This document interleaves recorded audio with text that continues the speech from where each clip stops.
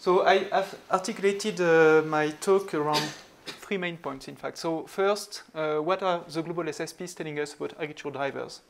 Second, more about the articulation very specifically between SSPs, RCPs, and RAPs for the global economic models, and also a first proposition that we had based on our draft protocol. And third, more about the articulation between global and regional scenarios. So first, on the SSP. So this one, I think I can go quite quickly on this slide. You're all now very familiar with the different SSPs. Maybe what you have not so much been looking at so far in the past presentation were how many of the SSP elements that are included in storylines relate to agriculture. And in fact, there are quite a lot. So if you start from urbanization, we had a snapshot already on urbanization trend this morning, but also about inequalities, trade and globalization, consumption and diets, environmental policies, development and transfer of technologies. In fact, all those aspects that are in the storylines, they also relate quite strongly to what's going on in agriculture. So there has been a lot of work which has been done so far on trying to assess how the different SSPs were articulated with certain number of drivers around agricultural development. And in particular, so 5 of the different modeling groups working in AgMIP and also in the IAM community have agreed a kind of grid of semi-quantitative drivers that currently a certain number of us are using that tell us about what's going on in terms of land use change regulation, land productivity growth, environmental impacts of food consumption, international trade, and there are also some others. We've agreed where we say, okay, in that SSP we have a strong development, in that other one we have medium development, and if you look also for some of the columns here, you have different cells, which means that we also distinguish for different level of development of the different countries. So this is just semi-quantitative work. And why do we need that? Because in fact, to run those kind of big machineries, so here is an example of GloBiome, in fact, we have a lot of details on the agriculture. So it's much more, if you look at trade, in fact, it's true that some CGs are really starting from trade. Some other, like PEs and particular models which are grid size, they really start from the land cover. And then all the processes, they are included in the models, also with different management systems. So we need to inform them in the projections. We need to define how the different productivities are going to evolve, how the different evolution of irrigation, for instance, going to evolve, etc. So here is an example then of how, from the SSPs, so the team here from GloBiome, to which I belong, try to quantify those. So taking first what we have as common bricks, so which is GDP population, and for some number of drivers, first translating them into some other drivers. So for instance, here for yield, so you have GDP on the left at the global level and how we translated it to yield on the right. So this was already showed by Jean-François yesterday, using an econometry approach where we try to look at the development of yield in the past countries by level of developments. So then you have yield by SSPs, and you can do that also, and in that part of the work, Jean-François was very much involved into the livestock conversion feed efficiencies development. So you can see on the left for beef, on the right for poultry, how the different scenarios here also would translate into productivity trends. So this is on supply side, but there is also, and yesterday we talked a lot about demand and nutrition, it's also on the demand side. So here is the work that currently we are doing in terms of also translating the SSPs. So on the left, SSP1, middle SSP2, and the right SSP5, which is really the high protein demand SSP. How can we indeed project at the global level the nutrition trends? So this is done by country, and here you see the global average. And you see that, for instance, on the left, so all the red is for meat, and the white is for milk. So you can see the differences across the scenarios. So this then will be very much impact on, of course, the pressure on the supply side. So for instance, for China, this is what we obtain for kilocalories for the different SSPs. And last, we also look at the losses and waste, so between the supply and the demand, and also translate the SSPs into different trends of losses and waste. So this is only here across the supply chain, so not on the production side or the demand side, only between for the different SSPs. So this work has been done in the past. Today it exists, it is there, because we have been talking this morning about the different SSP markers. So here you have 5 of the models that have been participating to the SSP markers, and all those models are in fact part of the Global Economic Group.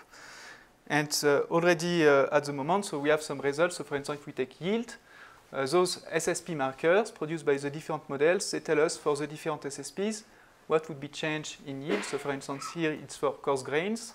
So you see the global level on the left, and then different regional details on the right. So you see that, for instance, the very top one is SSP5, which corresponds to quite high technological development. And if you take SSP4, which is a lot of inequalities and a lot of difficulties for some countries, that's the ones that reach the lowest value by 2100. And of course, if you take the intersect by 2050, you can also obtain more medium-term results. And same for prices. And for prices, you would see that, for instance, at the global level, the green line is for SSP1, which is a quite low demand scenario because you go to sustainable diets. And the red one is for SSP3, where in particular, you have a much more economic development and demand associated to it. So now, what's the link with RAPS? So I think that's really the part of the discussion we want to have here. And we had already, with Roberto's presentation, a good overview of how we can try to link those SSPs, RCPs, and RAPS. So you've seen this matrix already of what is possible with the different reference scenarios with level of global warming and the different stabilization scenarios that you can imagine. So, of course, this slide is not as nice as the one from Brian this morning, but I just have this one. But here is what, in fact, in particular, Herman has been working on in collaboration with the Global Economic team of trying to then design some correspondence between combination of RCPs and SSPs with RAPS, and I think it goes quite also in the direction of what you showed this morning, except that I've seen some small differences. So indeed, in SSP1, is the reference scenario more RCP6 or RCP 4.5? So then I don't know, maybe we need to reconcile kind of things. But what here is particularly striking, also the numbering may be different from 1 to 5, but I think it's that, yes, we can really try to establish some links between the RAPS aspects and certain number of drivers in the SSPs. And the advantage of doing it is that indeed those drivers have been quantified already. So now, of course, that doesn't mean that only 5 RAPS like this would be sufficient. In particular, all the notion of adaptation which have been raised would need still to be tackled. So here is at least those kind of reference scenarios of RAPS which can be run easily by the global economic teams. And then also there was a proposal to already work on some stabilization scenarios and also to have in the background the pure SSPs, which are kind of our benchmark. So in those pure SSPs, it's only socio-economic development but no impact of climate change. Is the RAP naming, the numbering similar, the same as the one given by Roberto? No, exactly. That's why I think the numbering is different. So maybe, so this I took from the draft protocol circulated by Herman in our team. But I don't know, maybe there have been some updates on the numbering. But of course, the numbering would be mainly cosmetic. But there is also logic in your numbering. So we'll need to see exactly how it fits.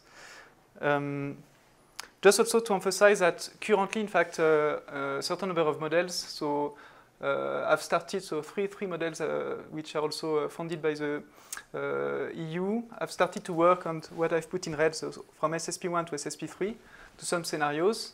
And interestingly, also we have also added some scenarios on mitigation plus adaptation. So we start also to add this dimension of adaptation in the matrix.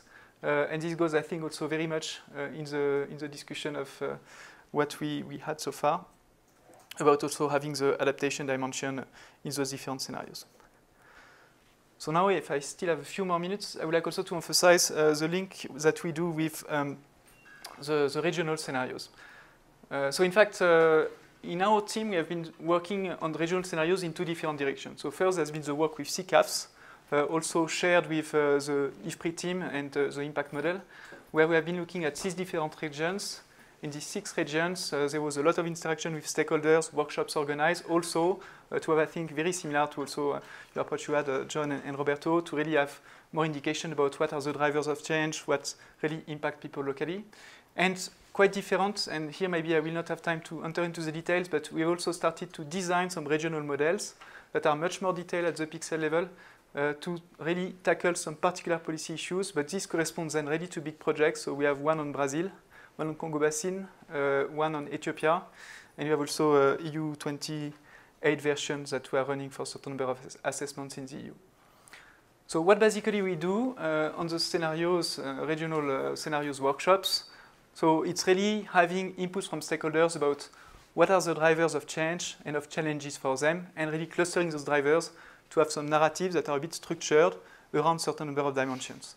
So it can be double axis approaches, but it's not only a double axis approaches. Sometimes it's also you design much more clusters and you have much more different dimensions that are looked at the same time.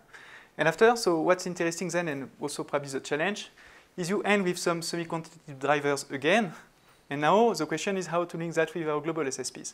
So at least we have a table of mapping where we try to see, okay, so the different scenarios that have been designed, to what extent can we really find a strong link or a weak link to SSP. So sometimes it's working quite well. Sometimes we have to adjust some parameters on yield or some aspects that for stakeholders are very important to really have a completely consistent storylines and quantitative assessment of their scenarios. So a very quick example of what we did, for instance, in Eastern Africa. So there were two axes here that were chosen, so mode of governance and regional integration. And the stakeholders gave funny names for those different scenarios, so industrial ants, herd of zebra, lone leopards, sleeping lions. They even went further because they even designed pictures about what was the vision of that world, expressing with their own artistic needs. And then, so this is the work of stakeholders. And later, what we try to do is indeed to map those scenarios in our SSP space in order to really make a link between our drivers, quantified drivers, and their storylines, and to have them also review it. So for instance, then that allows us to conduct some assessments about, so first, the development of the different yields. So here you can see for maize and cassava, different trends of evolution for the different scenarios, and also compared to SSP2 in gray. And then on the right, then what would be the impact of climate change according to different GCMs. And of course, then on this basis, we can look at food security aspects, and so how then would food availability change? So it's food availability, it's not more elaborated than this on this slide, but already you can see the divergence that you have across the scenarios. And you can also look by commodity, so whether it is about cassava, sugar, soybean, and oil-bearing crops, etc., etc. So this is how it looks like now with 6 regions. So as you can see, we started to collect quite a large number of regional scenarios. So of course, it would be quite interesting to see how we can bring that also in the discussion. And it started to have some impacts. So CCAFS, of course, is doing a lot of very good communication to support the scenario exercise. But also, it started really to go into more concrete steps now, because in Eastern African scenarios, the results were used for 2 policy workshops in this February. So with the National Environment Management Policy, NEP in Tanzania, and also for the design of the National Agricultural Policy and Mechanization Framework in Uganda.